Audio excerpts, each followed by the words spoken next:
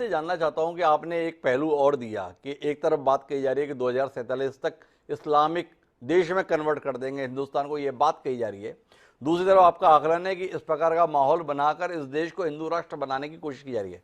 पर इसके साथ में थोड़ा पीएफआई पर दृष्टि डालते हैं। क्या आपको लगता है कि यह एक सामाजिक संगठन है?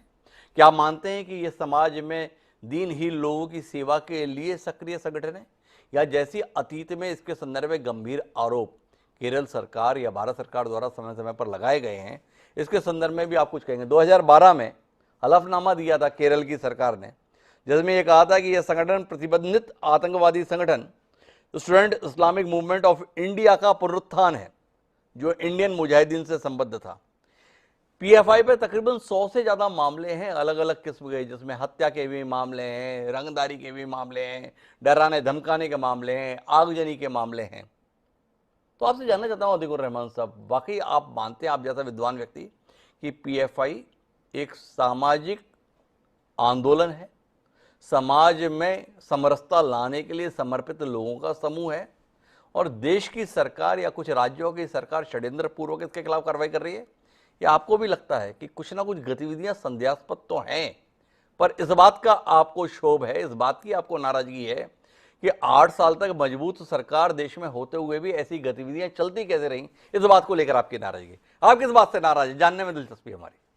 जी डॉक्टर साहब, देखिए ये जो कुछ भी अगर उद्देश्य किसी ऑर्गेनाइजेशन का साबित करने पे हम आमादा हो जाएं, जी तो हमको सबसे पहले उसको स्टडी करना पड़ेगा।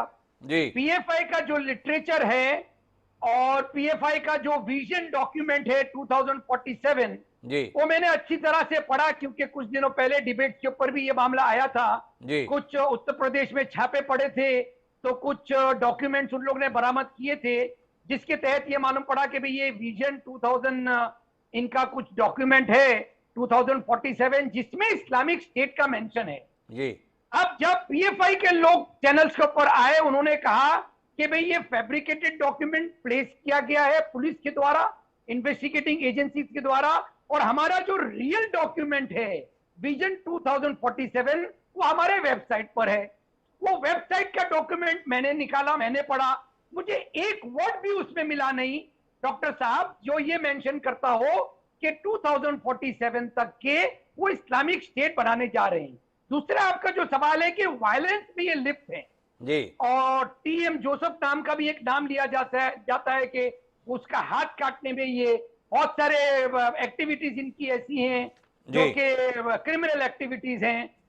तो मैं समझता हूं डॉक्टर साहब, अगर ये सारी की सारी चीजें केरल में या झारखंड में अगर हो रही थी, जी झारखंड में तो बैन भी लग गया था, जी इन लोगों ने कोर्ट के द्वारा उस बैन को हटाया, जी तो ये कैसे पॉसिबल होता?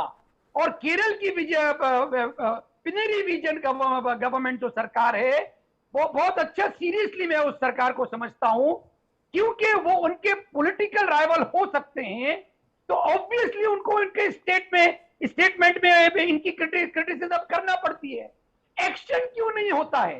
तो अतीकुर मेरा रहमान साहब कुल मिला के पूरे मसले को राजनीतिक देख रहे हैं। उन्हें लगता है कि पीएफआई के लिटरेचर में ऐसा कुछ भी आपत्तिजनक नहीं है, उनकी गतिविधियों में ऐसा कुछ आपत्तिजनक तथ्यगत रूप से नहीं है जिसके आधार पर इस संगठन को देश के लिए खतरे के तौर पर देखा जाए।